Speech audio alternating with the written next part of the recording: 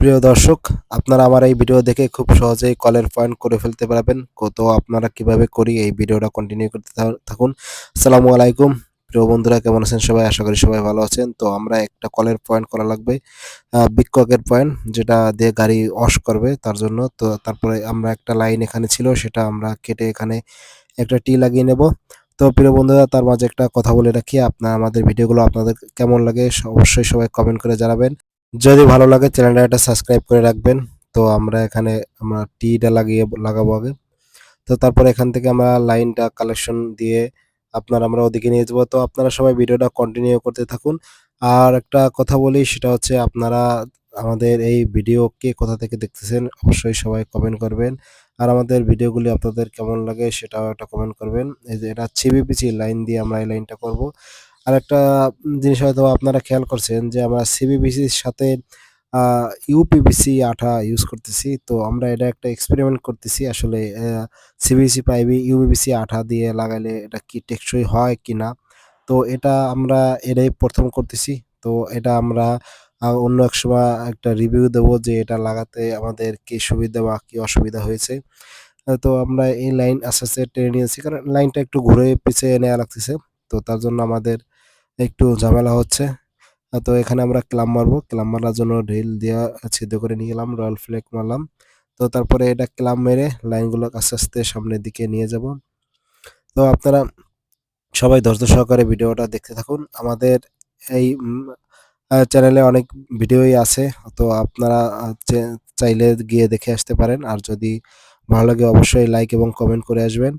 উম এখানে আমি আ একটা এই কাজটা আমাদের কোম্পানিরই এক আ আ আম আত্মীয়র কাজ।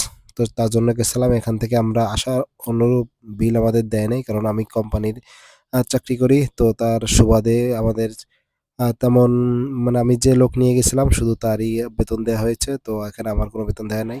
তো এখানে আবার একটা কলম আছে, দেখছেন? এখানে ৪ টা এলবো খাইয়া লাইনটা ঘুরাইতে হইছে। এখন কিচ্ছু করার নাই। যদি এটা না করি হয়তোবা ভালো দেখাচ্ছে না। তো এখানে তারপরে আমরা একটু কেটে নিয়েছি। কারণ এই কলমটা একটু বাঁকা ছিল। তো তার জন্য আমাদের এই শর্ট পিসটা লাগানো হয়ে গেছে। তো এখানে আমাদেরও ক্লাম্প মারতে হবে।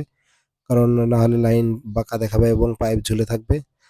অবশ্যই কাজগুলো করার আগে সৌন্দর্য কিভাবে হয় সেটার দিকেও অবশ্যই আপনারা নজর রাখবেন। খালি কাজ করলে হবে না, সৌন্দর্যর দিকেও ফোকাস করতে হবে। তাহলে আপনারা পরবর্তীতে আপনাদের কাজের চাহিদাও বেড়ে যাবে। মালিক এবং কন্ট্রাক্টর যারাই থাকুক না কেন সবাই আপনাদের পছন্দ করবে। তো আমাদের এখানেও ক্লাব মারাটা হয়ে গেল। তো তারপরে আমরা ক্যালামটা সুন্দর মতন টাইট দিয়ে নিচ্ছি, কারণ টাইট না দিলে আবার বাঁকা হয়ে যাবে পাইপ।